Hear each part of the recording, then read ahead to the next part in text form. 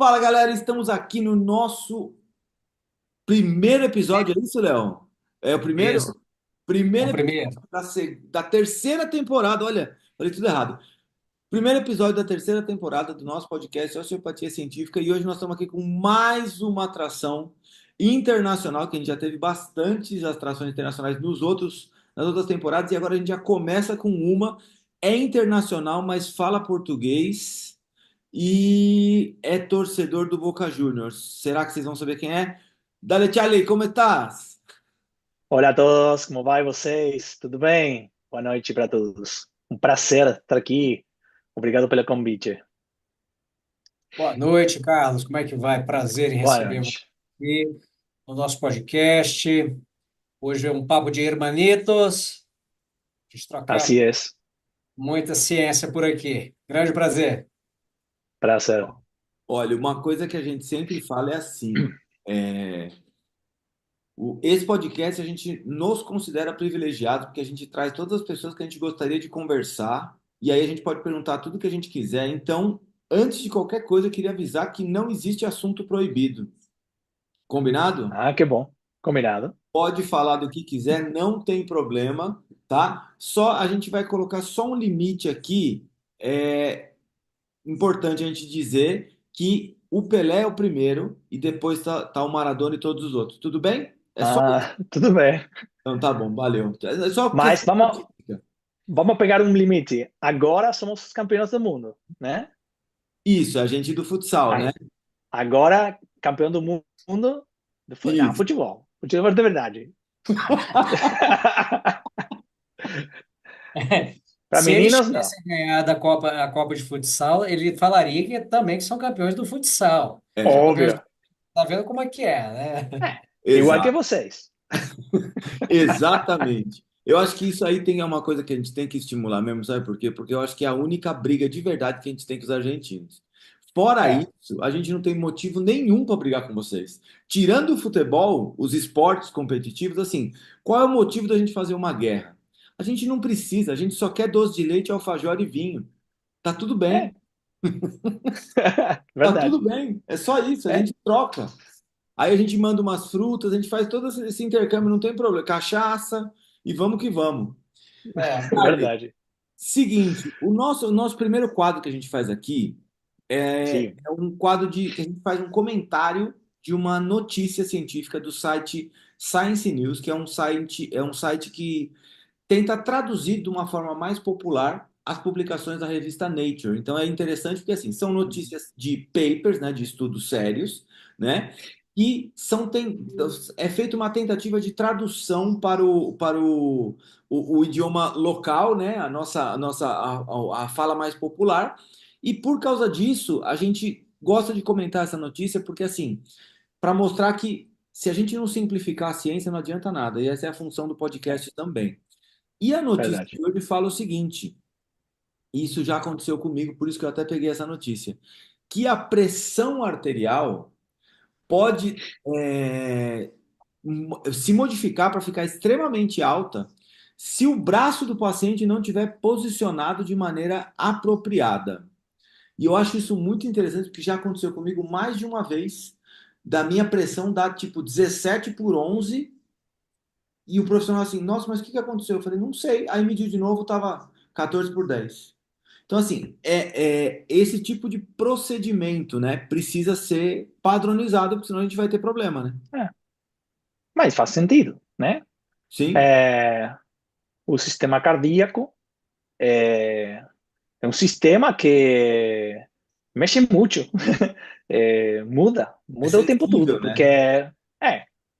se você olha parâmetros de variabilidade cardíaca e temos muitos vários receptores no corpo, nos vasos, e modifica muito a pressão, na frequência, o tempo todo. Se você tem uma luz na sua cara, provavelmente seu sistema autônomo vai fazer ajustes pequenos da pressão se você ficar nervoso. Por isso que, na verdade, quando você está padronizando um, um exame, por exemplo, da tomada da pressão, você faz, como na algometria, três medições e pega o promédio, se você quiser, ou pega a mais na meia, e ali faz a tomada da medida, da mensuração. Então, eu acho que é Mas, bacana, por exemplo, é esperável. na faculdade de fisioterapia, a gente aprende a medir. É, Mas eu não mas ninguém fui, faz. mas eu não fui instruído dessa forma. É. Não, a gente aprendeu com o braço para baixo, de qualquer jeito. Eu lembro quando eu estava no estágio da área de cardio. Aí a gente acompanha os pacientes recém-operados. Aí o professor, não, tem que medir a pressão durante a caminhada. Aí a gente com o esteto, vai lá o paciente andando e você lá, junto. É, mas aqui é bem parecida, né? Porque a teoria é uma coisa e a prática é outra, né? Mas eu me lembro no meu estágio na universidade que eu fiz um estágio em uma geriátrico, como se fala isso? Geriátrica. Geriátrico, né? Então, eu fiz um estágio lá, que era bem engraçado, porque a gente fazia as medições da pressão pela manhã e pela o meio-dia e mudava muito, não? Porque são adultos maiores, então pessoas velhas, que a pressão é muito é, tem muito cardiopata lá, né? Então mudava muito. Mas o que era engraçado é que você sempre tinha que fazer três medições, porque na primeira medição, quando as pessoas sentiam que estavam fazendo uma mensuração por primeira vez, eles ficavam nervosos. Então, a primeira pergunta que eles faziam é: quanto é a pressão que eu tenho? Então, eu tinha que mentir o tempo todo, sabe? Porque pela manhã eles tinham a pressão bem alta, então ficava mais nervoso ainda, não? Então, eu fazia a primeira medição, mentia para eles, fazia uma segunda e uma terceira medição, então pegava o promédio disso, a meia, Como é e que tá falava para ele: normal? tá tudo normal, Como é que tá a siga, pressão? Tá siga assim. pressão. Então, eu acho que você aprende. Se você pratica, você aprende que é verdade. Você tem procedimentos que precisa padronizar. Eu acho que quando você Eu acho. acostuma a padronizar eh, as, as medidas, os outcomes, melhor. O mesmo é para os questionários. Quando você tem bem aprendido um questionário, um prompt, se você padroniza o uso dos questionários, você utiliza melhor. E conhece melhor as propriedades de medida, conhece melhor como utilizar as ferramentas e quando utilizar as ferramentas que medem, porque tem ferramentas que avaliam eh, validade de critério e tem, desculpa, tem ferramentas que avaliam intensidade, tem ferramentas que têm boa sensibilidade, boa confiabilidade e tem algumas que têm boa responsividade. Não todas as ferramentas fazem Sim, eh, é. as mesmas mensurações. Então, é normal, Você sabe uma coisa que eu lembrei da faz faculdade? sentido. A pressão não era um problema muito sério para eu conseguir medir, que eu até conseguia relativamente bem. Agora, a minha dificuldade era de ausculta cardíaca, de ausculta pulmonar. Eu colocava o estetoscópio, colocava no peito, e aí, o que que eu fazia? Eu ficava lá um tempinho para descobrir o que estava acontecendo. E aí aquele negócio lá, estertores crepitantes, estertores bolhosos, não sei o quê, não sei o quê, não sei o quê. É, Aí eu ia no prontuário para fazer a evolução, porque era o estágio hospitalar, e eu olhava a evolução anterior, como é que ele estava na ausculta anterior. Aí eu e copiava a copiava. ausculta anterior, eu nunca consegui entender as diferenças do negócio. E aí o pessoal tava me explicar, não, ó, esse aqui são estertores bolhosos. Ah. E esse aqui são crepitantes. Tá, não entendia. Eu não tive essa sensibilidade, eu tive muita dificuldade. Tanto que eu tive muito problema nesse estágio, que foi o meu primeiro estágio hospitalar, porque eu não conseguia fazer a ausculta. O resto eu sabia fazer tudo, mas a ausculta eu não conseguia entender. Não conseguia entender a diferença dos sons. E hoje a gente tem uma porrada de recursos para fazer isso também. Você pega um vídeo do YouTube, É, você escuta todos os sons e fica tudo bem, né? Então a questão do estímulo também é diferente, né? Eu tinha é o verdade. aparelho de áudio para fazer isso, porque eu tinha mais dificuldade de diferenciar um do outro. E a gente tinha um áudiozinho que era a cola. Então, eu escutava aquele áudio, aí eu escutava o paciente. Falava, ah, tá, isso aqui é isso aqui. Só assim também, porque se Ah, depender de então, fazer, é isso. É É, um estímulo auditivo igual, né? treinava o ouvido, né? É. E é, é, no laboratório de fisiologia, a nossa dificuldade era medir a pressão do paciente na esteira mesmo. Isso aí era uma coisa. E eu falava assim, gente, não tem como a gente conseguir medir isso direito. O paciente está assim, ó. E o que a gente está É. vendo é essa variação. Não dá para saber é o que é. verdade. É Não, e Verdade. impressionante. se, o que assusta é você ver essa matéria falando que o braço ao lado do corpo pode dar uma diferença de até 7 milímetros de mercúrio na pressão Exato. sistólica. É uma loucura. Exato. Sim, O cara vai para 20, né? Ele tá 13, ele vai para 20. é verdade. Eu Imagina, gosto de. imagina o velhinho lá do Charlie com 20 de pressão pela manhã. Morria. Sim. Infartava às 11. É, o pior é que você. É uma mensuração bem importante. Eu acho que é uma das Sim. mais importantes mensurações que você pode fazer, ou deve fazer.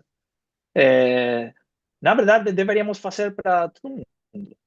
Mas agora, se você tem um aplicativo, você tem um Apple Watch ou É, um wearable, você consegue mensurar muitas coisas. Eu acho que vai ser o futuro da fisioterapia ou da osteopatia, eu acho, tentar mexer com essas medidas, mas com a ajuda da inteligência artificial, porque você não vai conseguir avaliar todas as medições, porque você tem Big Data agora. Então, tem uma pessoa com múltiplas mensurações no mês, por exemplo, em um ano, o aplicativo está medindo o tempo todo. Então, se você precisa tentar padronizar as medições, então você precisa da inteligência artificial para tentar compreender e tentar fazer uma melhor interpretação dos dados. Eu acho que vai ser bem mas o ótimo se você problema, conseguir entender isso. eu entendo, mas o problema que eu acho disso é quanto que isso aí pode catastrofizar alguns pacientes. Pode, óbvio. Precisa tomar muito cuidado. Precisa tomar muito Tem cuidado para precisa. usar isso aí. Eu acho que o paciente catastrófico Léo, seu é um microfone. problema sempre para tudo. Ah, Eu acho que assim, o uso da ferramenta para fazer esse tipo para ajudar, né, da maneira como você falou, Carlos, vai depender muito da capacidade da pessoa saber comandar para especificar exatamente o que ela quer. É, Porque a grande questão dela é justamente o prompt, né? Como escrever o prompt mais adequado para você é. obter uma resposta adequada à pergunta clínica. E aí eu acho que é onde a gente vai ter muito problema. Mas é Porque verdade. a gente que nasceu analógico, estudou em livro, né? Teve que fazer pesquisa em livro, teve que correr atrás de artigo de uma maneira mais complicada. A gente trilhou um caminho que a gente tem mais facilidade de fazer perguntas mais bem construídas. E agora o pessoal que tem mais facilidade de acessar tem mais dificuldade de construir as perguntas para encontrar a resposta no meio de tanta informação como existe hoje, né? ô Com Léo, certeza. já que você fez a deixa, eu já vou fazer a pergunta então do nosso próximo quadro. Bora. O Léo já fez Beleza. a introdução do negócio, então eu vou falar. O nosso próximo quadro é o momento nostalgia. Então, aquele momento assim, Charlie, o que que você lembra da sua infância, da sua adolescência, do seu passado, que você acha que é uma coisa muito legal. Pode ser uma comida, pode ser uma brincadeira, pode ser um passeio, pode ser alguma coisa, um parque que existia, que você sente saudade, né? Que você sente falta e que você queria que tivesse até hoje. O que é? Eu acho que vou falar da minha geração, que é quase a mesma que vocês. Eu sou mais jovem. O Não, quê? eu sou mais jovem que vocês. Ah, sim, um Mas, pouquinho. mas Que jovem. você. Não, brincadeira. Então, eu acho que o que mais tenho saudade é desse tempo que na rua, né? Porque agora é bem difícil ter crianças na rua seguras, né? Porque eu ficava o tempo todo lá com meus amigos. Você é de Buenos Aires mesmo, né? E aqui na cidade é bem difícil encontrar crianças lá na rua, sem padres. Era bem perigoso, né? Porque Sim. você não utilizava o cinto da segurança no carro, Ah, ninguém utilizava casco, ou como se fala, capacete. helmet, capacete na moto. É, e a gente moria também, mas moria menos. Maria também. E moria também, sim. Era bem. é, Ninguém ficava preocupado por isso. Eu lembro dessas. Eu esqueço. é, Desculpa, tenho saudade disso, desse tempo que era mais relaxado, né?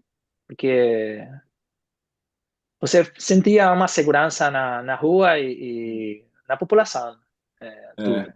Agora é bem Tem uma coisa que a gente difícil, né? fala que é assim, né? Nesse tempo, se você não chegasse 11 horas da noite em casa, tava tudo bem. Sua mãe só ficava, às vezes, um pouquinho preocupada e tal. Hoje, se não chega, já tá ligando para a igreja, para o IML, para o hospital, para a delegacia, para todo lugar, né? É, verdade. Porque, assim, hoje está muito diferente, né? É, quantos habitantes tem na capital hoje, em Buenos Aires? Eu acho que, na 15, verdade, morando aqui, acho que perto da 6 milhões, 6 mas milhões. é, na semana entram e saem 5 Sim. milhões da pessoas para a capital. Eu acho que duplica a população com trabalho, né? Porque a E gente a- trabalha fora e vem para aqui, como São Paulo. sim. E você, e quando você era menor, a população era menor também, né? Também, sim. Tá, Mas isso acontece sempre, é a capital. é, mas é menos gente também fica mais fácil de fiscalizar. Mas acho que a gente foi a última geração que pôde brincar na rua com tranquilidade, né? É, eu acho que A- sim. As outras gerações já não conseguiram fazer isso. Mas Tinha uma... também, você na sua casa não tinha nada para fazer. Sim, Eu escutei um vídeo nas redes sociais, acho que no Instagram ou TikTok, um vídeo de um cara que falava é, que agora você agora não, você tem que fazer mindfulness. Mas na minha época, você, como se fala aburrido? Você, É, entediado. entediado. como? Entediado. Entediado. Perfeito. Você ficava assim o tempo todo, sabe? Porque Exato. quando você queria, não sei, olhar na TV, se você queria ficar bem ouvindo as cartoons ou as caricaturas, você tinha que esperar na hora que era isso, senão você Não, e passava, é. passava. E tinha lá É, um cara é, falando das notícias e você é uma criança ali, não tem. Isso que eu ia Não tem falar. nada para Isso fazer. quando seu pai deixava você assistir desenho, porque ele estava É, assistindo o jornal. claro, você estava fazendo mindfulness lá, Exato. Era esperando. isso. Agora, Uma coisa assim, você ficava na rua brincando, e aí você, perto do fim do dia, você não voltava para casa. Você tinha certeza que se você voltasse para casa, seu pai não deixava você sair mais. é verdade, Você verdade. ficava na rua Sim, até chamar. com Porque certeza, sim. o cara tá assim, meu Deus, vai pra rua, menino. Hoje em dia o povo tá mandando menino pra rua. Mas É, você sabe uma mas coisa que era interessante? Uma vez, não lembro quem foi que me perguntou. Não, mas quando você era pequeno, na sua casa tinha televisão com controle remoto? Eu falei, não, não tinha. Aí o cara falou assim, não, na minha tinha, era eu. Eu ficava É, sentado assim, meu pai me claro, colocava, vai lá mudar o canal. Aí eu ia lá, tá! E voltava claro, assim, a nossa televisão tinha controle remoto, era a gente. É verdade. sempre o menor que estava ali levantava e mudava o canal. É. Por isso, eu sou o irmão mais velho, né? Então, eu enviava para meu irmão mais pequeno. Exato, exato. Você conseguia passar isso para frente, tá certo? É Claro, assim que funciona. isso. Tem que pagar o direito, né? Exato. Para alguma coisa, o título tem que de irmão servir. mais velho tem que servir, né? Mas eu era o ajudante do meu pai, porque eu tinha que fazer tudo, porque eu sou o homem, né? Na minha casa, eu tenho que fazer todos os arreglos da casa, eu fazia eu, com ele. Ah, entendi. Então, São ficava quantos bom, irmãos? mas tem um São trabalho no fim de semana, sabe? cinco, né? Cinco. Eu sou o segundo, mas o homem mais velho. Ah, então é uma irmã mais velha, você, É, Mais três. mais uma irmã e mais duas dois. irmãos mais pequenos. E todo mundo torce pro Boca. Ou tem alguém da casa que não? Meu pai é de Racing e meu irmão de Racing. Meus dois irmãos são de Racing, como meu pai.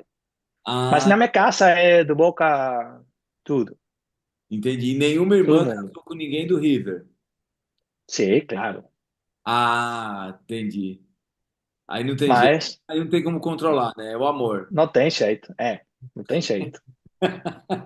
É assim. Você deixa, esquece. E vai. Então, ficava para Entendi. assistir É, futebol. claro. É Entendi. assim. Mas, ó, uma coisa eu falo, eu acho muito interessante, é assim. Eu acho que o Brasil tem a fama de ser o país do futebol. Mas eu acredito que os argentinos e os alemães e os ingleses são mais fanáticos que o brasileiro. Eu acho que assim, o Brasil Sim, tem a fama de ser o país do futebol por causa da história do futebol, não sei o que, que ganhou as Copas do Mundo, por causa do Pelé, não sei o que, não sei o que. Então criou isso no Brasil. Mas eu não acho que o brasileiro seja o mais fanático por futebol do mundo. Eu não acho. Você pega, por exemplo, o Campeonato Alemão de Futebol, na terceira divisão, tem time que vende as 19 rodadas em casa antecipada. Terceira divisão. Você fala assim, não, peraí, não tá normal. verdade. Entendeu? Você pega o campeonato inglês, até a quarta divisão acontece isso. Todos os jogos lotados, o estádio, não sei o quê. Então, assim, o fanatismo. Pega o campeonato argentino, tá sempre lotado. Você fala, meu Deus do É céu, verdade. o argentino canta do minuto 1 ao minuto 90 e mais acréscimos. Não sei como consegue. É assim, o torcedor argentino ele vai para treinar, ele fica pulando 90 minutos, entendeu? É impressionante, é totalmente diferente. A É verdade. torcida é totalmente Mas diferente. aqui temos uma. Eu tenho uma hipótese que é a seguinte, que é, eu acho que vocês têm mais esportes que são fortes, igual que nos Estados Unidos, porque eles, por exemplo, têm quatro esportes que a maioria das pessoas seguem, né? O beisebol, a NBA, o hockey. E vocês têm o voleibol da praia, tem futebol, tem basquete, tem esportes bem fortes lá. Eu acho que tem isso mais provável a divisão da gente, da, Mas Mas a aqui Argentina temos uma não tem. torcida bem forte. A Argentina tem três, não é? O futebol, o vôlei e o basquete e o vôlei, né? O rugby. E rugby. Rugby. Rugby, eu acho que o rugby agora, nestes últimos Tá super 25 bem, né? anos, sim. Agora jogamos o Quatro Nações, Eu que é vi. que é Com a África um do Sul, né? torneio, é, que jogamos um torneio que só jogar. É, antes se chamava Tri Nation, e É. agora é quatro nações. E Então, você ficamos sabia lá. a seleção brasileira de rugby tem dois argentinos naturalizados? Sério? Não Sério? sabia isso. É.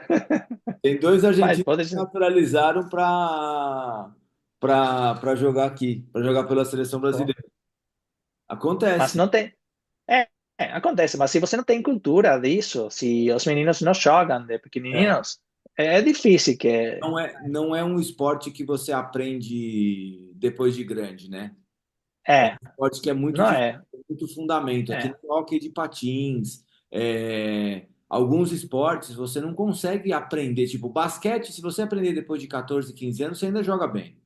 Dá, entendeu? Não é. é um esporte que você precisa de muita coisa. Agora, assim, rugby. Pô, você não conseguia, você não aprender quando você é moleque, depois de grande, você não consegue jogar mais. E é um É, esporte muito, muito físico, né? É, É complicado. é. Mas aqui, na Argentina, os meninos jogam desde pequeninos, porque é bem comum que tem escolas aqui, mais escolas católicas que jogam. É uma tradição, sim. como o polo, né? Você chegou a Que jogar? não, Não. mas eu trabalhei lá no rugby. Eu trabalhei com e meu sócio, ele foi o fisioterapeuta da seleção dos Pumas, Ah, da Argentina. Então eu conheço o deporte, mas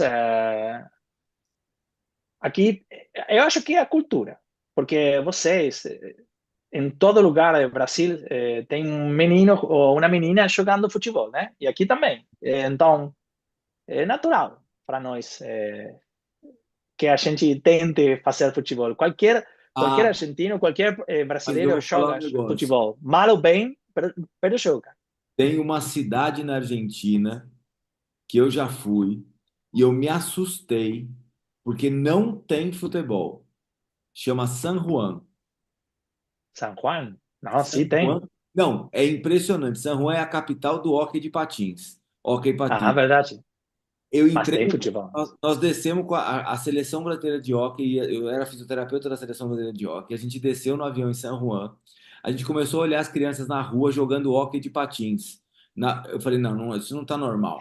Aí a gente chegou numa loja de esportes da cidade para comprar sei lá o que que precisava. A loja de esportes era inteira de hóquei de patins e no cantinho tinha assim, umas camisas do River e do Boca, só para falar que tinha. O cara falou assim: não, essas coisas de futebol aqui não vende. É impressionante. Tanto que a Que cidade já estranho. sediou três mundiais de hóquei de patins. Eu acho que é o único Nossa. lugar da Argentina. Mas temos algumas cidades que são especializadas em Sim. deportes. Por exemplo, Bahia Blanca Ah, tem do que basquete, né? de basquete. Porque Tem lá é o cidades Iguodala que de lá, né? é, é verdade, sim, claro. Mas temos muitas cidades que tem aí algumas pessoas. Opa, caiu o headphone. Ah, É, ó, temos algumas. vamos falar do nosso artigo que você mandou pra gente. E vou te falar que esse artigo é muito legal. É, E é um tema, como é que eu posso falar? É um tema que me intriga demais há muito tempo, porque a gente tem aquela receitinha da utilização da terapia manual, e agora com essa relação e aprofundamento dos estudos de mecanismo de dor, a gente precisa fazer uma releitura da terapia manual para ver como é que ela encaixa nesses mecanismos de dor, né? O é. Carlos, ele pesquisou dor neuropática, né, no mestrado, então ele está bem antenado nesse negócio aí. Deixa eu só compartilhar minha tela, que aí você já pode falar. Peraí. Aí. Estão vendo aí minha tela direitinho? Tá beleza? Beleza, ótimo. Por que que você trouxe esse artigo para a gente, Carlos? Eu, na verdade, eu trouxe esse artigo porque se você olha os autores desses, você tem que trazer esse artigo. Não, não, você olha os autores e você precisa ler esse artigo, No sabe? mínimo. No mínimo. E se você trabalha com terapia manual, fisioterapia, ou osteopatia, ou quiropraxia, você precisa ler. Temos ali a Chad Cook, que é um amigo da casa, é, que nós tivemos a sorte de conhecer. Eu acho que ele vai agora se vai jubilar. Como se fala jubilar? Aposentar. Aposentar, agora. Então, eu acho que tive um privilégio lá. Mas eu trouxe porque, na verdade, ainda temos muita incerteza em tudo, né? E nesses últimos anos estamos experimentando uma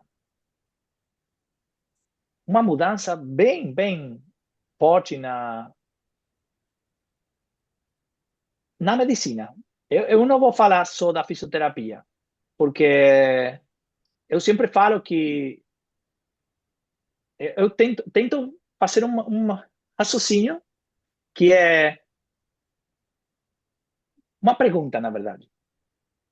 Eu me pergunto, quantos nós sabemos agora da dor se no 2020 a IASP fez uma mudança da definição da dor. Então, se no 2020 a IASP fez uma mudança, tá bom, não é muita mudança, mas da definição da dor, ainda nós não sabemos nada. E isso trouxe muito caos, porque a neurociência, as pesquisas em dor e em terapia manual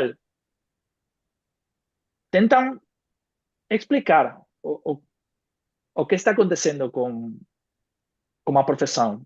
Mas eu acho que vai mudar tudo isso, porque temos que fazer uma mudança de, das currículas da universidade, temos que fazer a mudança das pós-grados, eh, e, e esse artigo é bem legal, porque não dá perspectivas, pero tem mais perguntas que certezas, no fundo. É, E temos muito consensos ainda para trabalhar. mas uma coisa que é interessante é entender o seguinte, por exemplo, quando a gente fez a faculdade, eu me formei há mais de 20 anos. Então, quando eu fiz a faculdade de fisioterapia, eu nem ouvi falar de mecanismo de dor musculoesquelética. Aí Ninguém. eu fiz pós-graduação, aí em 2016 foi a primeira vez que eu comecei a ouvir que tinha mecanismo diferente de dor e começou a fazer algumas coisas fazerem sentido.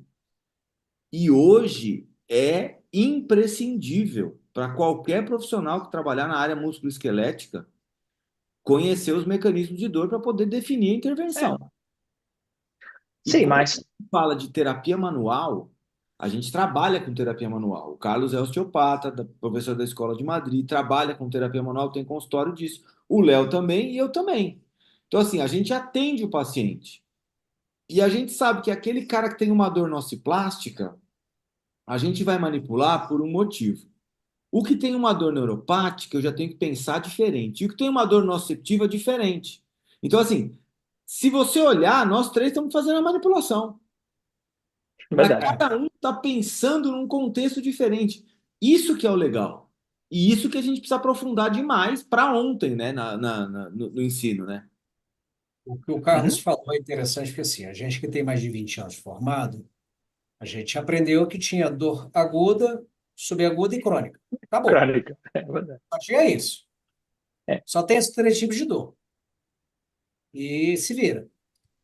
E uma coisa que a gente percebe, eu ia falar que houve uma mudança muito acelerada no conhecimento da dor nos últimos 10 anos, e em especial nos verdade. últimos 5 anos. Uhum. A neurociência da dor ganhou muito mais força nos últimos 5 anos, e é isso que o Carlos falou assim, a gente se vê hoje obrigado a fazer uma mudança radical no conhecimento, no ensino, para quem está vindo e para a gente mesmo, a gente que aprendeu de um jeito muito mais simples e de repente, né? Nos últimos 5 anos houve uma complexidade enorme dos mecanismos e das abordagens em dor, né? E eu É achei. verdade. Pode falar. Não, concordo. Eu acho que o problema que temos é que, do mesmo jeito que eu fiz uma marcação lá de one size fits all, Eu ia falar disso porque agora. One size do not porque fit all. porque na verdade nós fazíamos isso. Na verdade, Exato. ninguém vai dizer que não. A É, gente aprendeu A gente assim. porque você aprendeu teria assim. é, tem um protocolo, né? Você tem dor sacroiliaca, faz uma manipulação sacroiliaca e isso, né? Isso. É, se você tem dor do disco, você vai fazer a descompressão. Se você tem dor no ombro, vai ter que fazer isso. Então, todo mundo falava isso. Mulligan, McConnell, Maitland, Mackenzie. Mackenzie fazia que, se você tinha dor na extensão, fazia flexião e o disco entrava lá e fazia isso. Mas o mundo inteiro teve que mudar. E ainda, o que gosto deste paper é que eles falam os autores falam ninguém, eh, ninguém diz que que temos que fazer. Eles discutem. Eles falam ok, talvez poderíamos ir para essa direção, mas eu vou fazer um disclaimer. Eu acho que não temos que entrar com cuidado, porque ainda tem muita informação, mas é consenso, é muita informação que é melhor que a teoria passada, é mais multidimensional, centrada na pessoa, é evidence-based, mas no fundo ainda temos muita incerteza. Por exemplo, agora estamos falando, não se fala mais de mecanismos, se fala de fenotipos. Né? Então, agora vai mudar mais uma outra vez. Sim. Na APTA, eles fizeram um artigo no 2023 de como deveria ser a OMT, a terapia manual ortopédica. E na iPhone, no último congresso, eles mudaram tudo, de como deveria ser o perfil do fisioterapeuta que faz terapia manual. Mas na osteopatia acontece o mesmo. Temos que repensar nossa filosofia, nossa trabalho. Mas na quiropraxia também. Então, eu sempre faço a brincadeira dos Spider-Man, sabe? Esses que no multiverso que se estão Sim. sinalizando.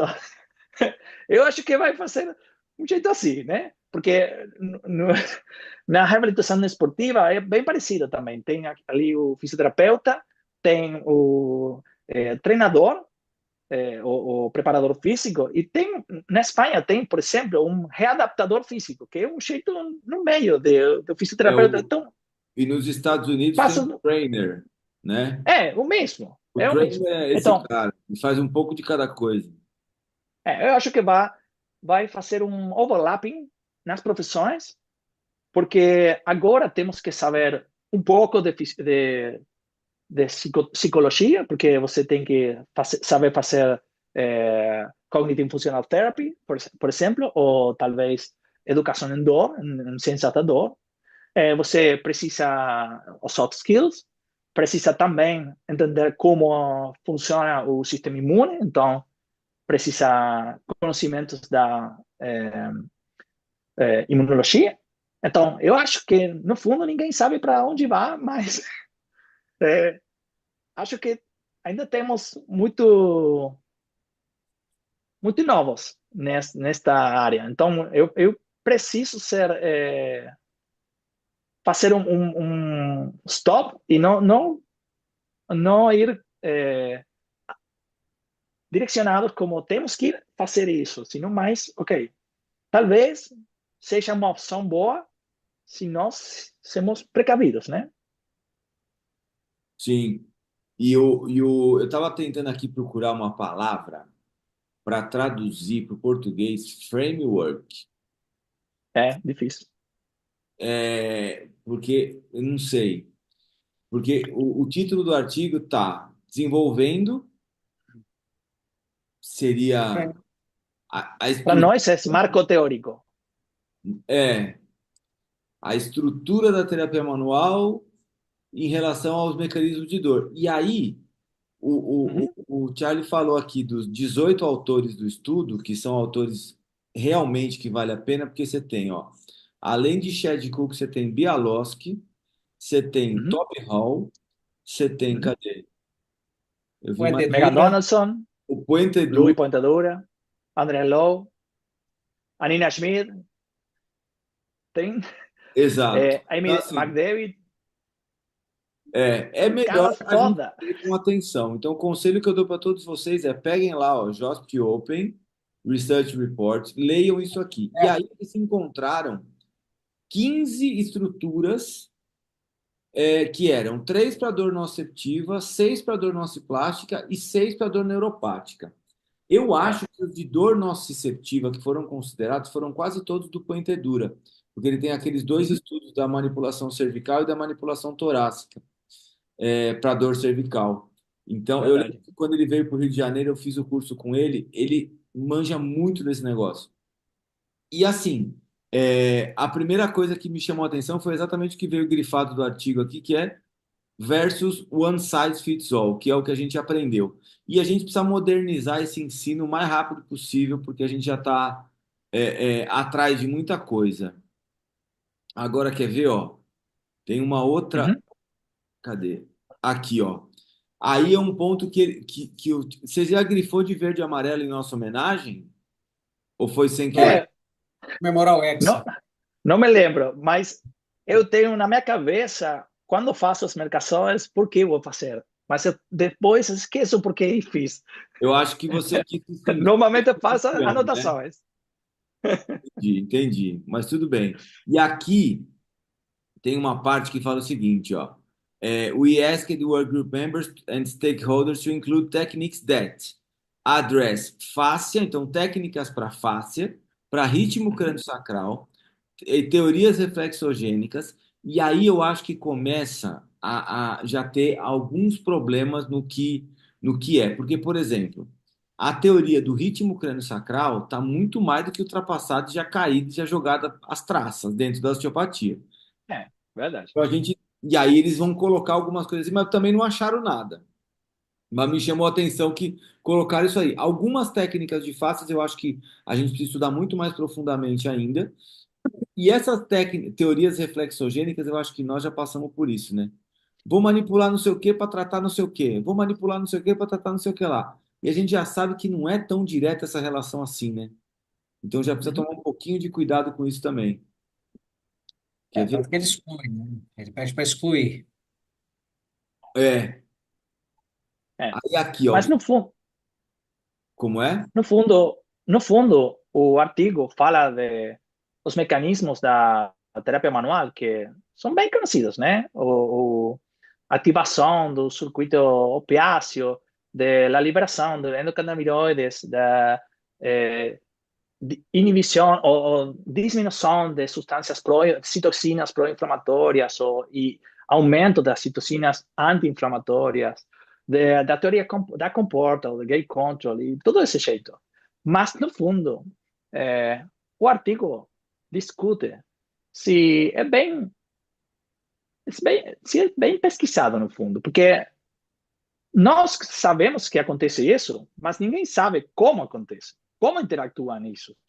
Ou se esses, por exemplo, esses efeitos neurofisiológicos que temos também tem viés lá, tem muito viés, porque o viés de fatores contextuais, por exemplo, e isso é importante, porque também modifica o efeito que você vai ter. Então, nós precisamos melhorar as pesquisas e fazer uma melhor compreensão desses efeitos, porque tem muito efeito aislado lá. É, incluso, eles falam disso lá. E tem um negócio também que, assim, que o Léo fala muito disso, que ele fala assim, é, às vezes você realizar só um procedimento de terapia, só um trust, por exemplo, uma manobra de manipulação, por exemplo, num paciente específico, numa condição específica, você não está colocando isso dentro de um raciocínio clínico específico, né? Então, assim, como é que você vai transpor? Ah, mas é um estudo de efeito de intervenção. Beleza. Mas você percebe que é um estudo de efeito de intervenção de uma técnica de manipulação isolada numa torácica, por exemplo, e que mediu um antes e depois e que isso clinicamente vai ser relevante quanto? Uhum, Entendeu? Então, assim, uhum, uma das coisas também que a gente precisa mais nesses estudos, especialmente de Osteopathic Manipulative Therapy, né, de OMT, de verdade, é você conseguir não simular o que a gente faz no nosso paciente. Então, assim, o nosso paciente chega no nosso consultório. A gente não faz uma manobra e manda ele embora. A gente coloca aquilo, a gente faz uma mobilização, a gente faz um trabalho muscular, eu indico às vezes algum exercício. Então, assim, tem um contexto terapêutico. Então, a uhum, intervenção, né, que a gente faz dentro da osteopatia, dentro da terapia manual, da fisioterapia, e da quiro, ela tem um fator contextual importante. E se a gente não simular esse fator contextual junto, o que que é de efeito só da técnica? Será que não é muito pequeno para medir e dar uma diferença significativa num mecanismo de dor nociplástico que está aí há 5 anos no paciente? uhum, Às vezes não dá, né? Às vezes o estudo de uma técnica isolada é mais adequado a gente fazer um estudo de uma técnica isolada justamente para a gente verificar se aquilo que a gente diz que acontece, acontece de fato. isso. Aí sim. Ah, por que que você está fazendo essa manipulação? Ah, porque eu quero criar o efeito X. Então, vamos fazer um estudo para ver se o efeito X de fato acontece com essa manipulação. Aí a gente consegue fazer um melhor proveito disso. Agora dizer que, ah, nossa, eu apliquei aqui essa técnica em 50 pessoas, deu resultado legal. Tá, mas e aí? Funcionou por quê? Sim. Uhum, uhum, Né? A gente fica perdido no raciocínio terapêutico, né? Ah, vou manipular porque eu li que tem efeito, mas tem efeito em qual paciente? Em é, qual condição? Em que contexto? uhum. Né? Por isso, eu gosto dos estudos pragmáticos, né, na área, porque eu acho que refletem, refletem melhor a nossa prática. Sim. Eu luto muito com eh, os haters da fisioterapia, porque eu não eu sempre falo que são haters da fisioterapia ou da osteopatia, porque no fundo eh, essa rivalidade que fazem muitos haters na área de terapia manual ou exercícios, né? Essa luta que não tem nenhum sentido lá. É,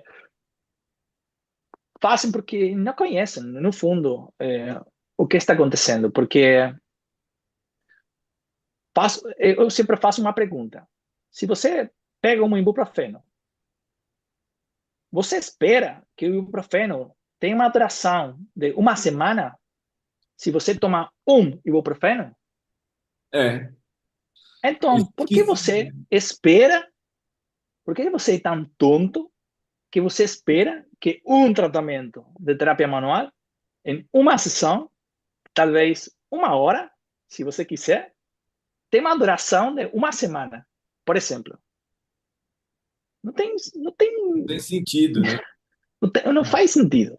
É. Então, nós sabemos o alcance da terapia manual, que tem um efeito a curto prazo.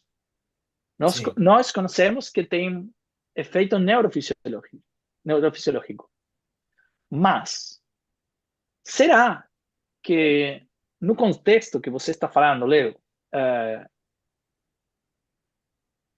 vai mudar em um sentido ou em outro, segundo os fatores contextuais, segundo que paciente, que mecanismo tenha o paciente lá. Será que tenho que fazer alguma outra coisa? Será que nós, a ferramenta que utilizamos para fazer a medição é a correta? Sim. Temos ferramentas para avaliar esses feitos? Então, na verdade, no fundo, ainda não sabemos muito. Sabemos mais que antes, mas temos Mas mais essa- dúvidas que antes. Mas isso é ciência, né? Você, na É, verdade, a ciência não é a busca da resposta, na verdade, porque verdade, cada vez que busca uma resposta, a gente gera mais dúvida, né? A é gente cria verdade. mais perguntas para responder, ao invés de achar as respostas que a gente precisa de fato. Isso é uma coisa interessante. Tem um livro que é o Mitologias Osteopáticas, que é do Pierre-Luc Lermite, Uhum, e ele fala justamente dessa coisa do true believer, né? Que a gente foi ensinado que a coisa tem um potencial de tratamento único, né? Que basta você fazer uma manipulação num determinado momento e aguardar 2, 3 semanas, porque aquilo tem um efeito super poderoso no corpo que você precisa daquele tempo para ter o efeito e você não sobrepor uma coisa na outra, né? Fica muito bem abordado da onde vem essa crença, né, nesse livro, é muito interessante. E isso não acontece só na osteopatia, acontece na fisioterapia, na quiropraxia, na própria medicina. E isso ainda é muito biomédico, né? é, E a mudança do contexto, a mudança desse paradigma do biomédico, para a gente entrar num contexto muito mais complexo, que hoje não é o que você vai fazer.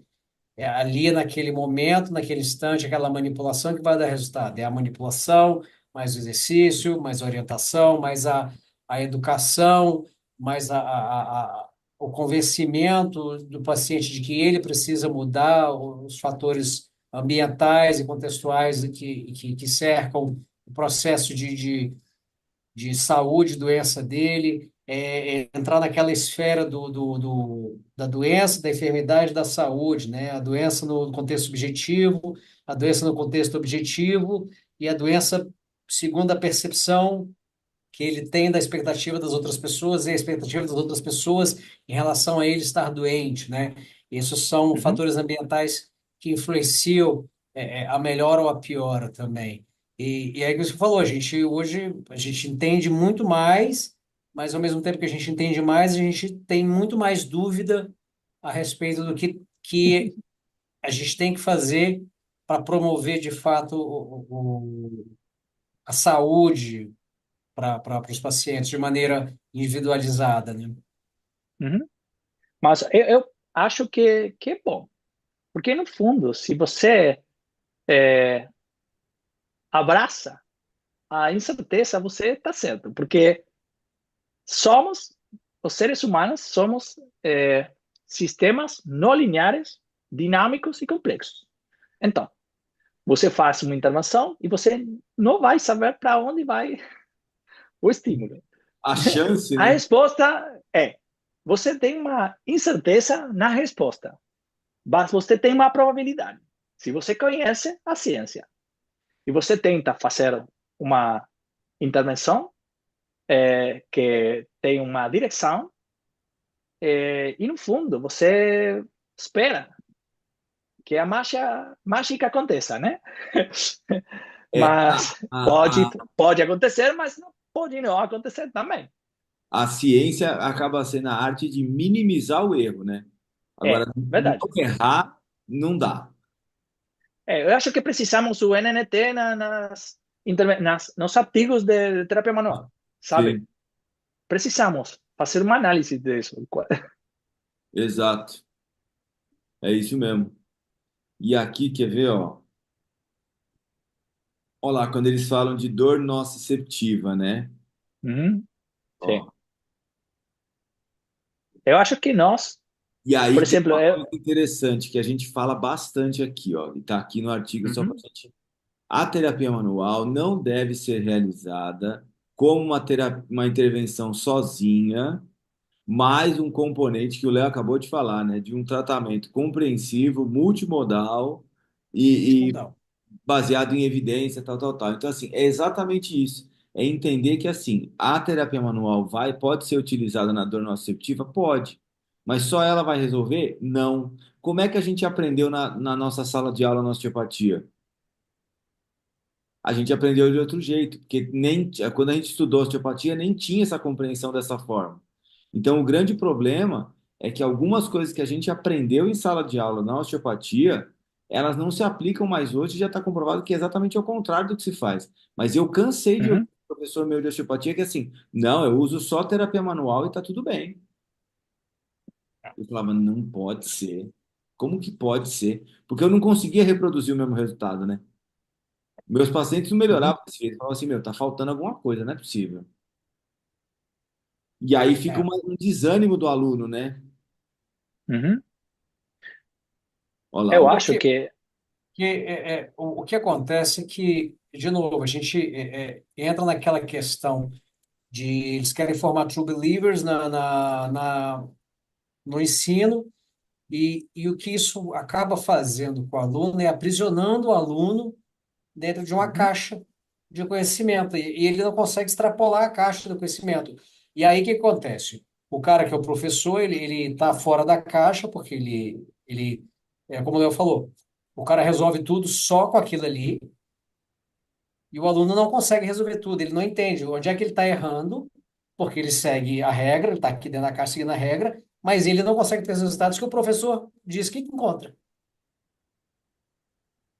uhum. Né? Verdade, E aí? verdade. E aí, como Mas, é que é a frustração desse aluno depois? E que ele vira no mercado de trabalho. Porque uhum, aí é aquele cara que vira hater, né? Ah, é. Porque no aluno, eu acho que temos que pensar que está buscando o aluno. O aluno normalmente está buscando ferramentas, 10 tips para tirar fora o dor de coluna, sabe? Sim. A dor nas costas. Eh, Ele tenta simplificar a prática, mas a prática não é simples. Então, nós precisamos, como professores, talvez fazer ensino do raciocínio clínico e tentar mostrar, na verdade, porque o professor tenta mostrar o caminho, né?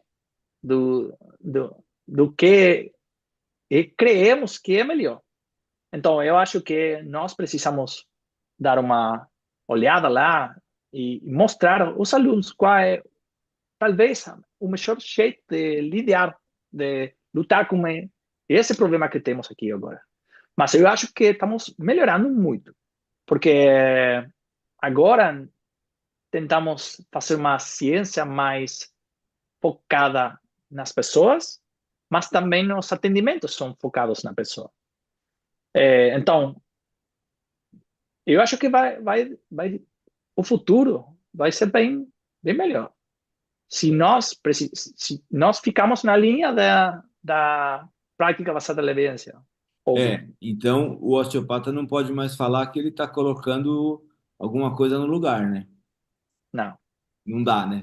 Temos, na osteopatia, precisamos mudar muito a filosofia, Tá. mas não é coisa nova na osteopatia, porque eu sempre falo, Steele era uma bom setter, Sim, Steele, mas na época você tinha isso, não sim, tinha é, algo mágica, é, a cirurgia que matava e o bom setter, sabe? sim. Mas agora estamos no 2024, sabe? Não, mas você Não sabe podemos fazer as mesmas coisas. uma coisa que eu às vezes eu penso, que você, assim, você vai ler o Charlie já, a gente já foi junto para Kirksville algumas vezes, então a gente já até discutiu isso em algumas situações. É assim, imagina hoje conhecendo os fatores de melhora do paciente. Então a gente sabe que tem um efeito Hawthorne, uma regressão para a média, um curso natural da doença, um efeito placebo, tudo junto, tal, tal, tal. Quantos dos pacientes que eram atendidos com toda a fama que o Steel tinha na época, que entravam Uhum. nesses fatores de melhora sem ser a intervenção? Com certeza tinham Muito. muitos pacientes que acontecia isso. E tá tudo bem, porque não foi só o Steel que aconteceu isso. Foi o Steel, foi o Palmer, foi o Mackenzie, foi o Kaltenborn. Aconteceu, porque assim, imagina para um paciente ser atendido por um cara, imagina, vamos pensar, 1874, no meio do Velho Oeste dos Estados Unidos. Você não tinha esperança nenhuma, você estava com uma pneumonia absurda. Seu pulmão infectado, você catarrando para tudo que é lado, com estertores crepitantes, eu acho, ou estertores bolhosos no seu pulmão, tossindo e a pleura saindo pela sua boca. Chegava um cara que tinha uma fama e falava assim: vou colocar a mão no seu tórax, e aí tem o tratamento descrito por ele. E eu percebi que a temperatura do peito era diferente da temperatura da região dorsal. E aí, automaticamente, eu comecei a fazer algumas técnicas para normalizar essas duas temperaturas. Ele fez uma técnica facial numa víscera que estava com uma infecção que não sei o quê. Tá tudo errado. Hoje ninguém faria aquele tratamento. Nossa, óbvio. Aquilo é uma bandeira vermelha gritando. Só que o que acontece? Naquela época, aquele paciente melhorou. E aí? Me explica. O sistema imune é incrível. É isso, entendeu? Então, assim, o que acontece? A gente precisa começar a entender qual é o poder da nossa intervenção, onde que ela age, qual que é o tamanho de efeito que ela tem, qual é o contexto clínico que é favorável, qual que não é. Mas, independente disso, você não pode abandonar a história do negócio, que a história da osteopatia é muito foda. É. E a osteopatia muda muitas vezes. Na Sim, verdade, tivemos uma época na osteopatia que foi muito científica. Na época de Enslow, na época de Irving Core, foi muito científica, porque eles falavam de, olha, o efeito é uma sensibilização, que é facilitação metamérica e esse jeito, e na verdade temos que lutar com a facilitação, não fazer acomodação de ossos ou de subluxações. Então, eu acho que temos que fazer uma mudança e voltar para alinharmos com a ciência atual. Mas não é não é um difícil. problema da osteopatia, Não, e não é difícil fazer. só da osteopatia. Não. É um problema também da terapia manual, na Sim, fisioterapia. Sim. mas não é difícil fazer esse movimento, Não, entendeu? não, Não é uma coisa difícil de fazer. Porque também a gente tem não. que entender o seguinte: a maior parte das pessoas hoje que estuda osteopatia já entende de mecanismo de dor, pelo menos um pouco. E aí, com É, isso, facilita demais. eu acho que a osteopatia é, alimentou muito a fisioterapia. Sim, E eu acho que tem muito para dar. Por exemplo, nós temos um conhecimento da dor visceral, por exemplo, que normalmente na fisioterapia não tem sim. muito disso. Ou Não se não sei aprende, não. se a dor, se aprende, mas temos um estudo disso. Depois, eu acho que temos que mudar os tratamentos, as intervenções, porque temos que pensar diferente a questão. Mas precisamos ter conhecimento de diagnóstico, por exemplo, que isso tem treinamento. E eu acho que é importante, porque vamos a fazer um game changer se Sim. na fisioterapia, se tentamos utilizar evidência e fazer pesquisas boas. Eu acho que podemos mexer muito o, o estudo da osteopatia e a ciência da osteopatia. Se mudamos alguns raciocínios, né? Isso de é, tocar a víscera e é, Eu acho tentar mudar a que posição da víscera. É uma loucura. sabe, isso não existe, né? Eu acho que tem É, uma coisa que a gente precisa mudar dentro do ensino, que é a gente começar a ensinar quem vai entrar no mercado a trabalhar com a incerteza. É. Porque o paciente, ele não traz certezas para você, ele traz dúvidas. Uhum. Então, você tem que se habituar a estar numa zona de desconforto quando você está tratando. Que quando você trabalha com essa questão de pegar sinais, sintomas, e fazer o seu curso anamnético, o seu raciocínio clínico, na verdade, você tem que ter mais habilidade em extrapolar esse conhecimento básico que a gente pegou, essa certeza, ó, se você fizer o teste A e ele der positivo, significa B. Mas a gente tem que ensinar o aluno a criar a incerteza para que ele tenha a habilidade de entender que um diagnóstico diferencial, ele não se baseia no que você sabe que é possível ser diferente, mas no que não é aquilo que você está olhando. Vou melhorar meu raciocínio. Assim, você está fazendo uma avaliação, você sabe que você precisa fazer um diagnóstico diferencial. Um diagnóstico diferencial não é uma lista de outros problemas que você tem que investigar. O diagnóstico diferencial é você ter a certeza de que aquilo que você está avaliando é muito provavelmente aquilo que você está pensando. E é entender que a incerteza que você vai gerar ali não é você, não, se não é isso, tem que ser aquilo. Não. Você pode estar diante de uma coisa que você não sabe diferenciar, você sabe que não é o que você está procurando, mas você também não sabe encontrar naquela lista de coisas que falaram que você tem que diferenciar. É nesse nível de certeza que a gente tem que colocar o aluno para trabalhar, para ele sair da zona de conforto de um ensino fechado. Ah, o meu conhecimento ele está aqui. Se eu não souber o que está aqui Verdade. dentro, essa coisa não existe. Até É, porque tem coisas que não têm diagnóstico fechado. E com aí é que certeza. está o nível de desconforto. A gente precisa ensinar, acho que o que falta na saúde é ensinar que, olha, eu sei que você não tem isso aqui, mas eu também não sei o que você tem de fato, porque também não está nessa lista de diferenciais que eu aprendi.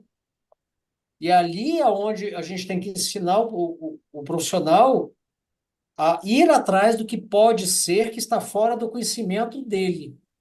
Uhum. Então tá, então eu tenho que aquele framework do Kneffin que a gente estava discutindo com o Zé Garra, que você sai do ambiente que você conhece para um ambiente caótico que você não domina. O paciente pode completamente do que você conhece, mas Uhum. você ainda assim tem que tratar aquele paciente. Então, o que Uhum. falta não é ensinar técnica, o que falta é ensinar a sair Raciocínio. do desconforto, a encarar o caótico, a parar de colocar o paciente dentro só do que você aprendeu. Você tem que saber entender que, assim, olha, eu acho que está aqui, mas existem coisas que estão tirando a minha um grau de certeza do meu diagnóstico que pode fazer diferença no tratamento desse Uhum. paciente. E você ir atrás disso. Acha que a nossa ciência precisa partir dessas incertezas. Aí eu acho que a gente vai começar a construir propostas de pesquisa um pouco mais complexas e que comece a responder essas questões que a gente está levantando, que você trouxe assim. A gente aprendeu muito, mas tem tão mais que veio junto com o que a gente aprendeu, que a gente acaba tendo mais incerteza e dúvida do que certeza do que foi escrito até agora. Então, falta Verdade. preparar para isso, para trabalhar com a incerteza, porque o aluno não quer trabalhar com incerteza. É aquela história, você trata o que você conhece. Se você não conhece, você cria uma doença para o paciente da sua cabeça e trata aquela doença. Uhum. A gente já Verdade. fez. Tem É verdade. a frase é aquela é a maravilha da ignorância. O que eu ignoro não existe para mim. É, se eu não Uhum. testar, eu nunca vou ficar doente. Eu vou ignorar porque Mas, eu não sei como é lidar com aquilo, então eu vou simplesmente ignorar. E aí tudo bem, eu vou tratar do que eu faço e vamos. Pô, não dá, né? mas tem lá o perigo de idiota com iniciativa, Esse é é? impossível. Ou ignorante com iniciativa, sabe? Esse é difícil. Tem lá muito perigo, porque eu acho que o aluno é assim. Eu Aí, concordo então, aí sabe qual é a frase que 100% com vem? você. A frase que vem desse cara é aquela frase assim, ó. Não, mas espera aí, mal não vai fazer. Mas É, tem um mundo de Não, possibilidades não, mas assim, de a fazer mal frase lá. mal não vai fazer, vai. Porque se a sua intervenção não tem propósito, ela já está fazendo mal, certo? É, Então, assim, não é que mal não vai fazer. Se mal não vai fazer, bem também não vai. verdade. é. Entendeu? Não tem Na jeito. verdade, É é o colocar isso. mesmo jeito, é o mesmo jeito que no diagnóstico, né? Porque o diagnóstico é um jogo de probabilidade. Na verdade, você tem incerteza o tempo todo. E é algo Exatamente. dinâmico, não é algo estático. O tratamento é igual, é dinâmico, não é estático e você não sabe onde vai parar o resultado de sua intervenção. Então, Sim, você tem uma probabilidade. Eu sempre falo que é como quando você é jogador de futebol e você tem que tentar chutar para o arco para a loteria, sim, sabe? Você precisa chutar para lá, mas você não sabe se vai ser gol ou vai fora. O porteiro, o arqueiro vai lá e vai tacar. Você não sabe o que vai acontecer no fundo, mas você tem que abraçar essa incerteza que você, Leo, fala, que não sabemos o que vai acontecer, mas tentemos chutar para o arco, sabe? Para a porteria. Tentemos chutar para lá. Mas para isso você precisa fazer um bom diagnóstico ou tentar fazer uma probabilidade mais alta lá e avaliar o risco e benefício da intervenção e falar com o paciente. No fundo é isso. Mas se você não sabe fazer esse raciocínio, se você não foi treinado para esse raciocínio, não vai acontecer nunca. E tem um monte de peligro lá. Tem um É onde monte está o problema. Você de... falou exatamente certo. É o É, raciocínio. Porque e tem um trabalhar, monte de intervenção ruim. É, o raciocínio clínico ele é baseado nas incertezas. sim. Você tem que levantar questões que te ajudem a construir situações clínicas na sua cabeça que vão te apontar qual é, qual é a intervenção que tem a maior probabilidade de gerar o resultado. Assim como quando você está construindo um diagnóstico, você tem que juntar as informações que tragam a maior probabilidade de ser o que você está buscando, de você dizer para o paciente, olha, é. você tem isso. Mas tem uma pergunta para vocês. Sim? Ah, Eu tenho uma dúvida. Eu diga. acho que tem uma resposta, mas é uma dúvida, no fundo. Vocês acham que o paciente prefere um terapeuta que tenha incerteza ou prefere um terapeuta que tenha certeza do que vai acontecer? Porque Ah, no fundo, Ah, é, é. no fundo, a preferência do paciente também importa, né? Então, qual vai ser a eleição do paciente? O terapeuta que fala, não, você em 2 semanas vai estar ótimo. Como essa intervenção, essa fita cá, vermelha, sabe? é Como o isso. coração. Essa fita cá no ombro vai ser uma intervenção ótima. Você vai dormir com essa, vai pegar aqui, vai pegar um banho com isso e vai ficar ótimo 2 semanas. Ou aquele cara que fala, olha, vamos fazer esta intervenção. Eu não sei o que vai acontecer, mas talvez é difícil, né? É, Porque agora precisamos desimplementar o que implementamos no é, modelo biomédico, sabe? Então, é, a, essa mudança comunicação, vai ser bem difícil. a comunicação com o paciente nessa hora tem que ser muito clara. Eu costumo Uhum. falar o seguinte, ó. A gente está diante, por exemplo, de um paciente com uma dor lombar nociplástica. Então, ó, eu falo assim para o paciente, olha, se eu tenho uma dor lombar nociplástica, isso não vai se resolver com algumas intervenções, isso vai se resolver com algumas modificações de hábitos, porque foi isso que levou o senhor a ter isso, certo? Então, vamos primeiro entender o que está acontecendo e vamos mapear tudo isso. Então, aí eu acho que a gente vai explicar essa incerteza com o tratamento multimodal que a gente vai propor, que a gente vai ter que falar de sono, a gente vai ter que falar de hábitos, a gente vai ter que falar de atividade física, a gente vai ter que falar da própria intervenção que a gente vai utilizar mesmo. Então, assim, é colocar o paciente de uma forma ativa no tratamento, para ele entender que, assim, nós teremos objetivos em curto, médio e longo prazo, e a gente vai conseguir chegar assim, assim, assim. Mas é muito mais confortante falar que vai colocar a fita e vai melhorar. É, É, E falar que vai mexer em tudo isso. Não tem como. Então, assim, o é. paciente que tenha menos conhecimento, ele vai falar assim: ah, eu vou naquele outro lá que falou que é só pegar o ozônio e pôr e acabou. Mas quando eu falei da incerteza, a incerteza, ela não é a incerteza de você virar para o paciente e falar assim, olha, então, eu vou fazer isso aqui. Pode ser que você melhore, pode ser que você não melhore. Não é essa a incerteza. A gente tem que ensinar o profissional a lidar com a incerteza dentro dele, Sim.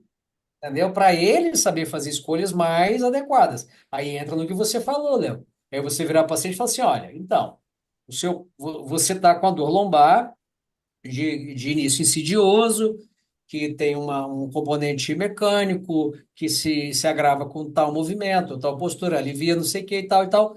Então, um quadro como o seu, ele tem uma variação. Hoje a gente sabe que ele tem uma variação de tempo de X a X, que normalmente os pacientes respondem melhor com essa abordagem que com aquela, e tem fator X, fator Y, tem o estresse, tem o sono, tem a alimentação, tem não sei o quê. Então, vamos fazer um trabalho terapêutico nesse sentido e observar como é que você responde. Porque se você responder bem nesse prazo de tempo, a gente tem esse caminho para seguir. Se você não responder bem, a gente tem esse para seguir. E se você não responder de jeito nenhum, tem o outro caminho para seguir. Você não está dando incerteza, você está uhum.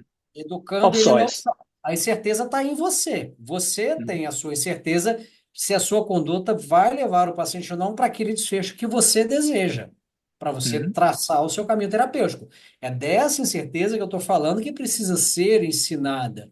É, É ensinar o profissional a sair sozinho, com inferências, com raciocínios desse nível de certeza, para que ele possa extrapolar aquele conhecimento básico que ele aprendeu e poder avançar criando, gerando mais conhecimento, porque ele vai atrás de uma coisa diferente. Igual, por exemplo, a gente pega esse artigo aqui.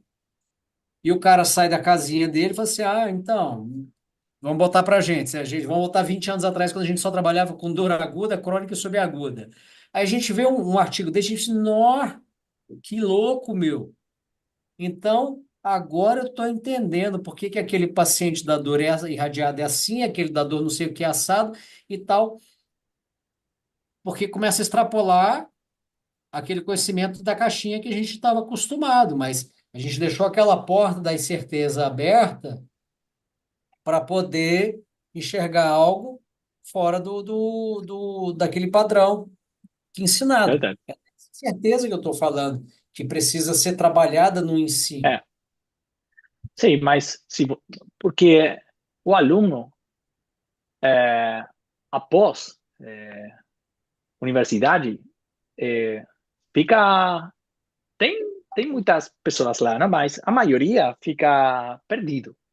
Sim. E faz uma especialização, talvez, de 2 anos ou pós-grado, e agora é uma especialista, né?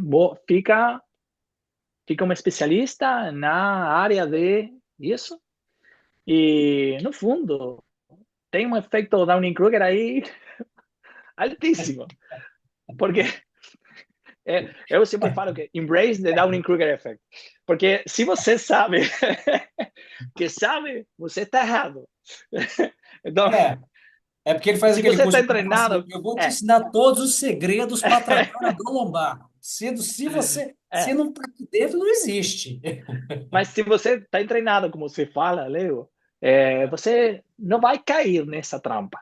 Não vai cair nessa trampa. Você vai ser mais leve, mais moderado, tentar ler a ciência, tentar praticar a prática baseada na evidência e tentar poder colocar a ciência na rua. Mas não é um jeito fácil, porque você precisa muita prática, precisa raciocínio e tentar, de algum jeito, ser cético e ser, abraçar essa incerteza que você fala para reconhecer que talvez não tenha a solução, mas pode oferecer opções e talvez, se você sabe ler a ciência e fazer buscas, saber nadar na literatura, tentar reconhecer alguma intervenção que para esse paciente que não está respondendo como você quer, dar alguma opção muito melhor que você, que talvez não é você. Sim. Sim, sim. É. Tanto que aqui nesse framework ele fala quando ele fala do mecanismo nociplástico, ele fala que deve ser combinado com exercício, né? Uhum. Já não existe mais, né? Nenhuma É, abordagem, nenhum mecanismo de dor, hoje você pode falar que você faz uma abordagem somente passiva, né? é. Somente hands-on. Você precisa de um Além hands-on. disso, fala de education lá, Sim, na cima. É multimodal. No fundo, é multimodal. Mas ninguém sabe exato. que é multimodal. Lá, Porque para cada paciente, talvez multimodal, para um paciente com dor nociplástica, seja um psiquiatra com a medicação, seja o psicólogo especialista em dor, seja um terapeuta manual especialista em dor, ou um osteopata, não importa, qualquer. Ou talvez eu tenho uma paciente que tem uma cirurgia, 4 cirurgias da coluna, tem agora um neuroestimulador na coluna, e ela precisa 4, 5, 6 pessoas, porque tem uma terapista ocupacional, tem um psiquiatra, tem um psicólogo, que eu sou o osteopata e o reabilitador da pessoa, mas tem um cirurgião. Mas se tem um outro paciente lá que talvez precise só de exercícios, ou seja, só de um terapeuta que faz uma mistura dessas coisas. Ou seja, o nível de dificuldade tem que estar à altura do nível do terapeuta ou dos terapeutas. sim. E a comunicação é muito importante, né? É, Sem isso não é. vai andar. Olha lá. Uhum. E aqui, essa tabela resume quase É tudo. ótima. Aqui, se você tiver com, se você que está assistindo esse podcast tiver com preguiça, então olha a tabela 4 pelo menos, É, é né? ótimo. Olha a tabela 4 que você vai entender uma boa parte do que aconteceu. Mas esse artigo realmente é um artigo que precisa ler devagar, né? Ó, vou É. até colocar o nome dele aqui de novo, ó. Precisa E ler mais de uma devagar, vez. Devagar e entender, mais de uma vez. mais de Sim. uma vez, resumir, tal, tal, tal, entendeu? Porque vocês vão Uhum. gostar. Tem mais alguma coisa que você queira falar do artigo, Charlie? Acho que não. Eu acho Vou fechar aqui então. que é, que é ótimo esse artigo, porque fala Isso, cara. muitas coisas. Tem um artigo lá que eu gosto, que o nome é Orthopedic Manual Therapy, em Modern Definition and Description, que é de março de 2024, que é como deveria ser a terapia manual moderna na, na fisioterapia. E tem lá também os mesmos autores, Sim. é, e, e que é bem bom. Boa, Esse artigo, quem que esse trouxe? artigo. Quem que colocou esse artigo? A gente já desculpa também? Não, Não, foi ele o David, não, de o David Jason Cooper que Silvernail. fez esse artigo, não foi? Sim, é Chad Cook, sim. Chad Cook, Joshua Cleveland, Ele está falando do Jason David Paul. Silvernail, Julie Fritz, Paul Nitkin. Bem, sim, caras Como é que é o nome bem do fora. artigo? Então. É Eu vou do te enviar. Person Centered Orthopedic Management. Manual Therapy. Não, É. Orthopedic Manual Therapy, a Modern Definition and Description. É da APTA, da American Physical Therapy Association. Tem um, então, que o David Poulter, que gravou o primeiro podcast com a gente, na primeira temporada, ele trouxe um que era Person Centered Manual Therapy, que falava Uhum. alguma coisa parecida disso também. Então, assim, É, já tem vários autores em vários locais diferentes falando a mesma coisa. Então, já está na hora é. de todo mundo falar assim: vamos sentar para trocar uma ideia, vamos fazer um negócio aqui, definir um modelo específico, que assim, eu acho que vai ser o caminho dos próximos anos, né? juntar toda essa galera e falar assim, ó, peraí, vamos, vamos organizar. O que que a gente vai fazer? Porque já está no É, caminho. é. Na verdade, no congresso da IASP, o congresso da European Association of Pain, eles falaram disso também. Na iPhone, no congresso da iPhone deste ano, eles mudaram os critérios de como deveria ser um terapeuta manual. Além disso, eles mudaram seu nome da iPhone, o nome da iPhone, as siglas, o acrônimo, não? Então, está mudando tudo. Eu acho que vamos, no fundo, vamos a ficar assim como Spider-Man, Sim, é, fazendo uma mistura das coisas boas. E isso eu acho eu que é acho. bom. Eu acho que isso Porque vai na ser. ciência ninguém está se Sim. perguntando se você é fisioterapeuta. Na ciência da dor, por exemplo, ninguém se está perguntando você é fisioterapeuta, você é médico, você é psiquiatra em outros países. Eu acho que todo mundo colabora, porque é um O, problema multimodal. a pergunta do paciente é uma só. Você consegue me ajudar? Verdade. Eu tô com um problema sério, que eu tô É, com dor, minha perna tá formigando, tá ardendo, tá assim, assim, assim, eu não consigo andar direito, não tô dormindo direito. Você consegue me ajudar? verdade. Não interessa o que você vai fazer, entendeu? Você vai ter que entender esse paciente e ajudar esse paciente, é isso, no final das contas. E aquele modelo compreensivo, e aí a gente tem que voltar e falar de novo, né?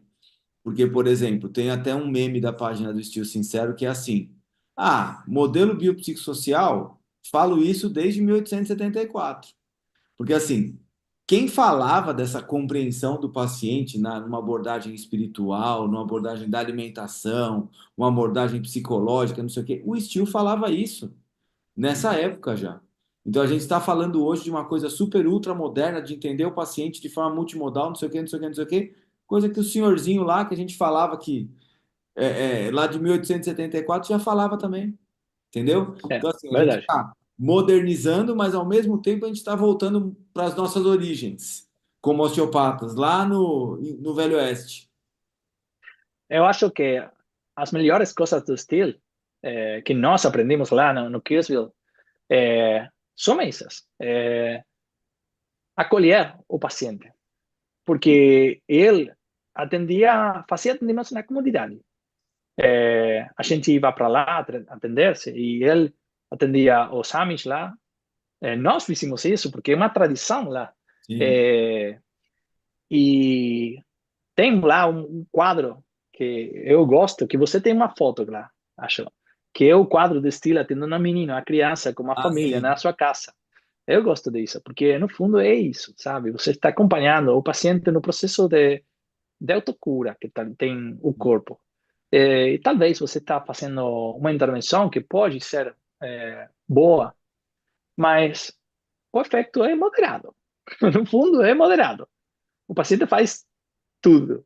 Se você oferece calma, tranquilidade, se, paciência, talvez, e esse fator contextuais, mais sua intervenção, mais o acompanhamento para tentar olhar se o paciente tem um comprometimento maior de sua patologia ou precisa alguma outra coisa. Isso é bom.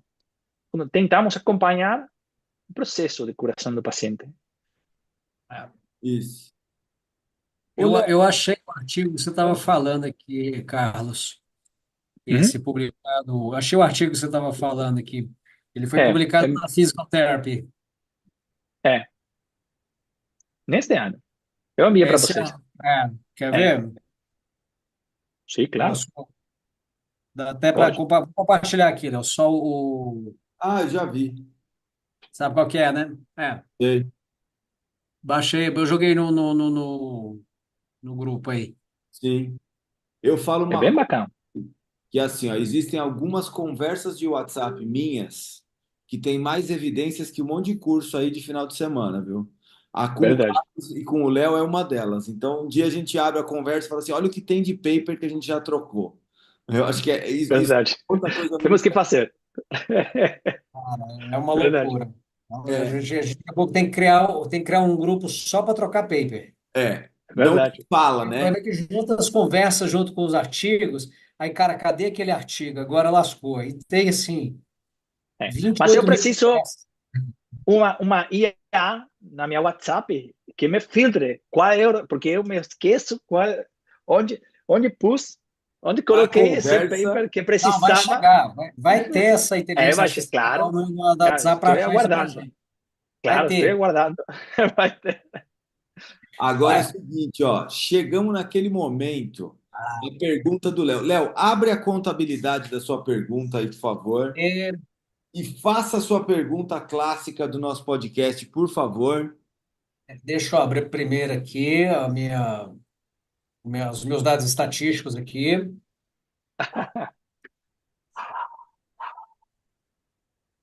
E a gente fez a contagem.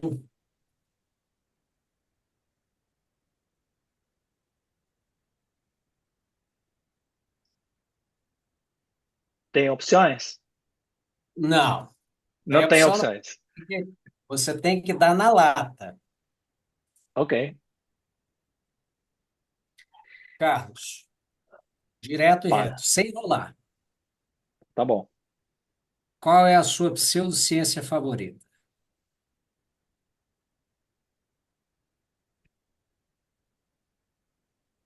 E tem uma que é ventosa, o cupping. Essa é Por boa, né? quê? Odeio. Odeio porque faz mal, não faz bem, faz mal, machuca, e todo mundo utiliza ainda. É, Aí na Argentina mas também, é, claro, com certeza. e aqui no Muita Brasil gente é utiliza. uma febre É, absurda. Aí também, então. é.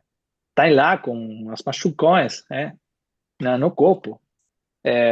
Mas, na verdade, eu odeio é, Porque não tem sentido. as pessoas. Não faz sentido. Mas o problema, da verdade, eu odeio as pessoas que utilizam a ciência Para para justificar. justificar suas intervenções.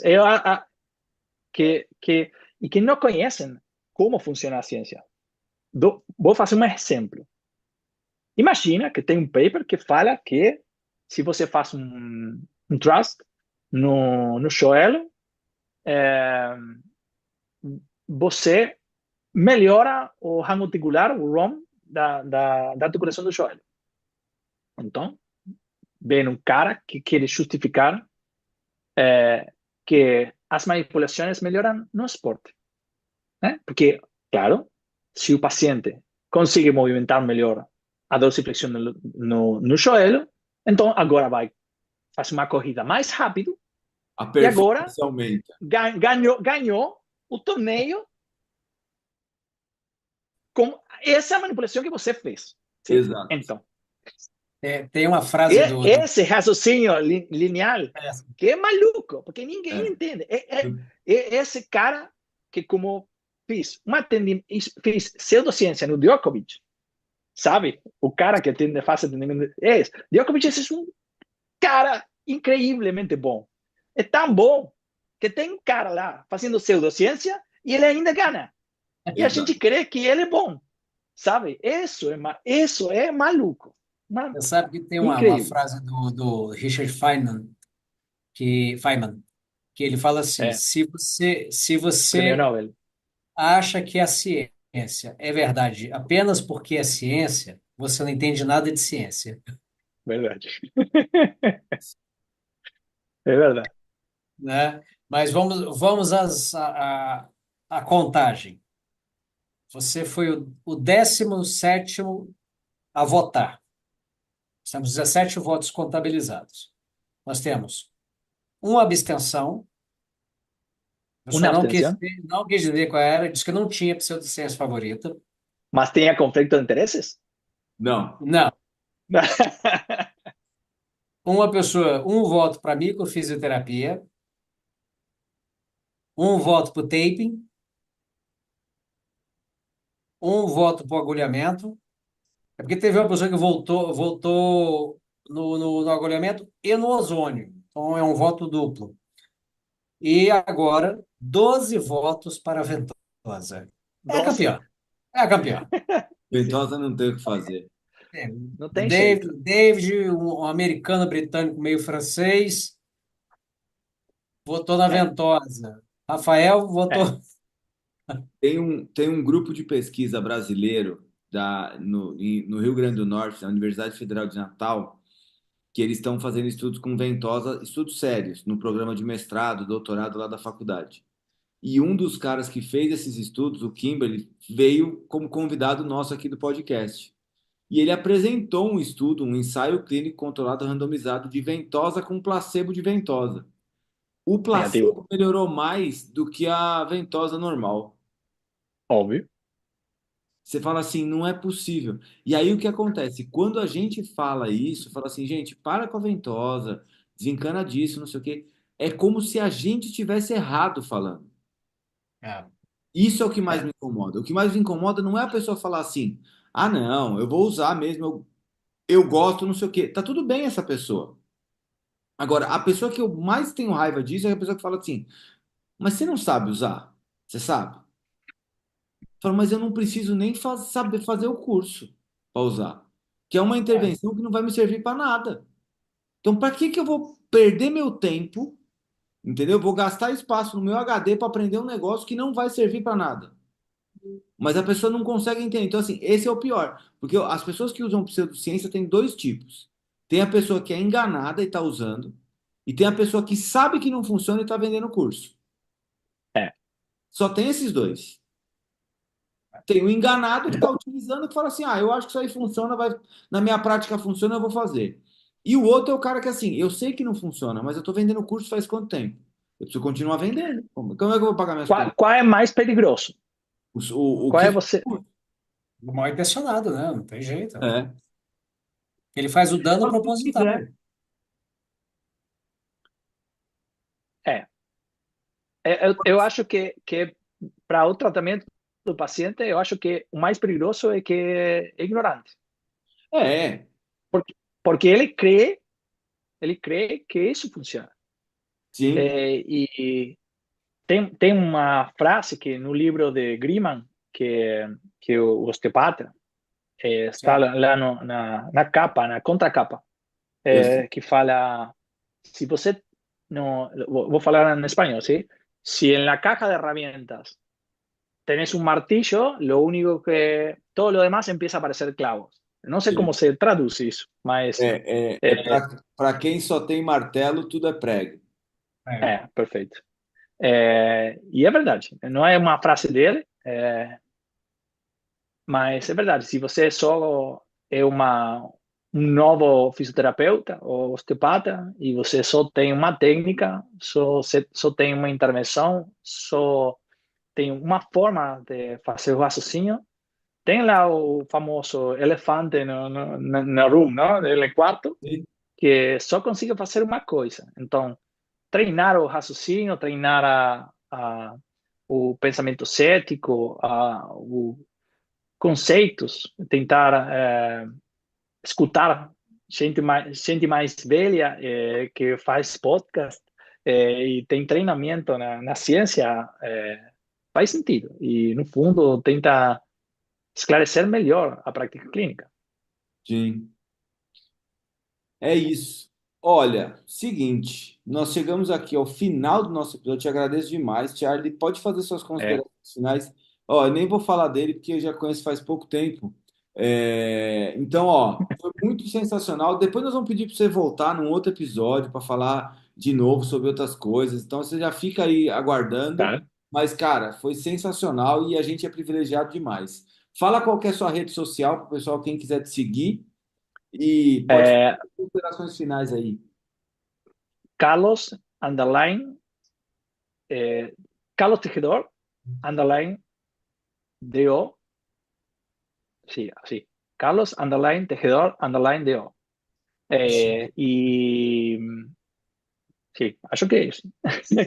E no Instagram, e só isso. Eu agradeço a vocês pelo convite. Na verdade, eu foi um bate-papo bem legal, divertido. E eu sempre agradeço poder falar em português, em portunhol, na verdade, e com a gente do Brasil, que eu quero muito, meus irmãos, que ainda não tem ganado um torneio de futebol há muito tempo, mas só futsal, mas eu estou esperando para que vocês venham para aqui para comer um churrasco e eu quero voltar para lá para pegar umas cervejas com vocês. Combinado, combinadíssimo.